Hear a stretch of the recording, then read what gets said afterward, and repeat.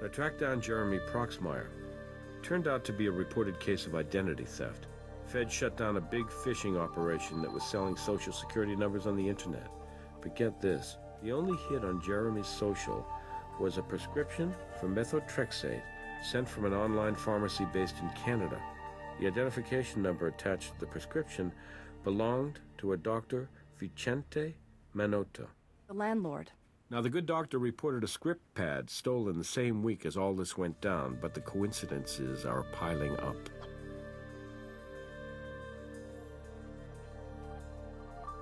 What do you need? I'll bring him right up to interrogation. I don't know any Jeremy Proxmire.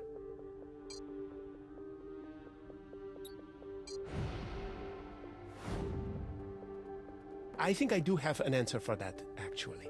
My prescription pad was stolen. I filed a police report. That might explain how Andrew got a hold of a prescription for methotrexate. But it doesn't tell us why every single pill in that bottle is filled with sugar and nothing else. Sugar? What? Oh no. I promised to keep a secret, not to cover up condemning Andrew to a slow death. Andrew came to me. He feared justly that his cancer had returned. His health had already jeopardized his career once, and a public admission of a relapse would end it for sure.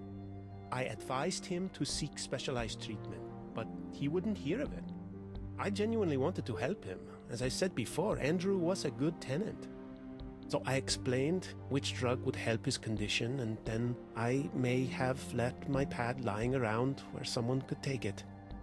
Which is a diplomatic way of saying you gave the pad to Andrew and then reported it stolen to cover your own hide. You're right that I reported it stolen about a week later. But I didn't give the pad to Andrew. I gave it to Ardell. Yeah? Show me what you got.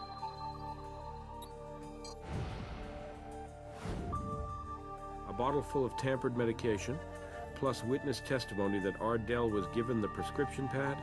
That should be enough to get her in here. I am trying to be patient. I am trying to understand how you're conducting your investigation. But why would you drag me down here like this, like I'm some sort of common criminal? Ms. Levesque, according to Dr. Minoto, you used his script pad to prescribe cancer pills for Andrew. He's wrong. You have no proof of that. Even if Andrew did have cancer pills, I certainly had nothing to do with them. That can't be true. If Andrew was taking medication, I would have known.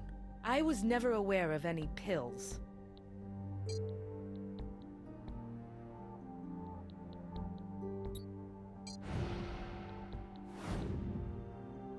We found your DNA on Andrew's pills, Miss Levesque. You must have known about them.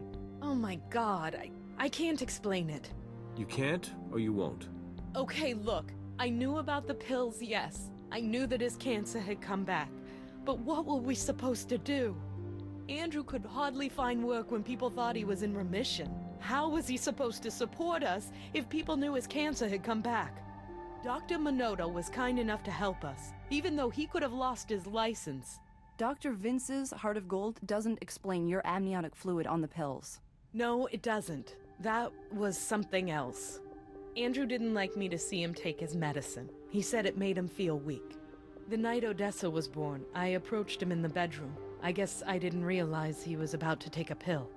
I surprised him, and he turned around and pushed me, spilling his pills on the floor. He stormed out. I don't think he even realized that the fall made me go into labor. Tamper with them? How do you mean? The contents of the pills were emptied and replaced with sugar. What? That's crazy. I never emptied his pills. What are you talking about? He was my husband. I didn't start that leak. Violent? Not that often, but sometimes. He was very passionate. At first, he put all that energy into his work. It's why he was famous. But when he got cancer, when he couldn't work with fire, all that emotion had to go somewhere. Hey, I'm not some poor, lost, abused wife. My husband was a wonderful man who got a raw deal. If we could have only stopped the cancer, everything would have been fine. If he did, neither one of them told me about it. Lyle said that's how his blood ended up at the crime scene. I guess I suspected something. Lyle, I love my son, but I can't always control him. When I married Andrew, I thought it would be good for Lyle to have a strong male role model. But I don't think Lyle ever really accepted Andrew's authority. Now you're telling me what my own son thinks? That's it. I'm not saying another damn word without my lawyer. Even if it means getting arrested for prescription fraud?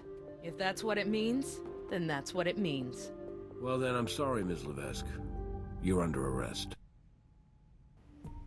Right now, it almost looks like we have a conspiracy murder between two people who didn't even know they were conspiring.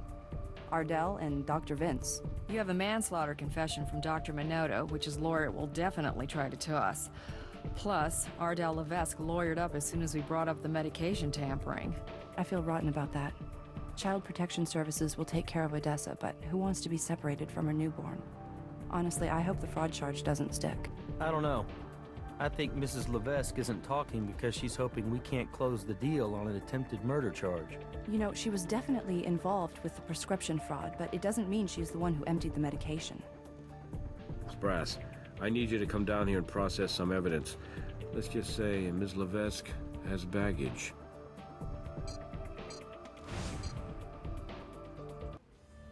When we took Miss Levesque into custody, she checked this handbag into property. Law says that her possessions at the time of arrest are admissible as evidence, so I thought her stuff might tell you more than she did.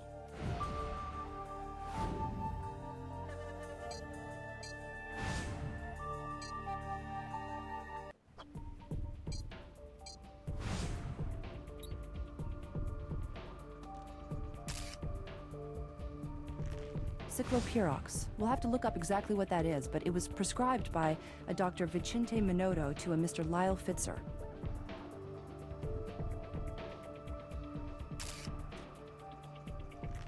Her apartment's lock uses a traditional key. Only the boiler room for the practice space requires a key card. Since the Dr. Minotto would have one, but why would Miss Levesque?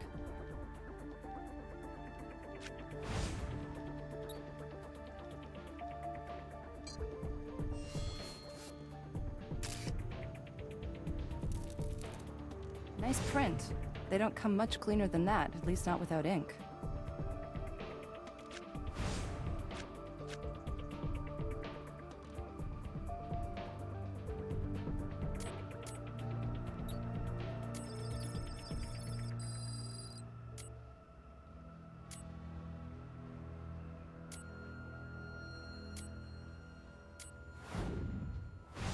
Cyclopirox, just like it says on the label.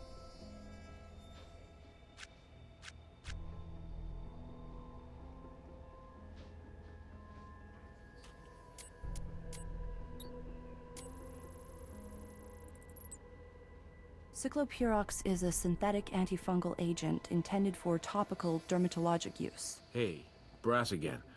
Gas company turned off the gas in Dr. Minotto's building. You can go back to process the pipe.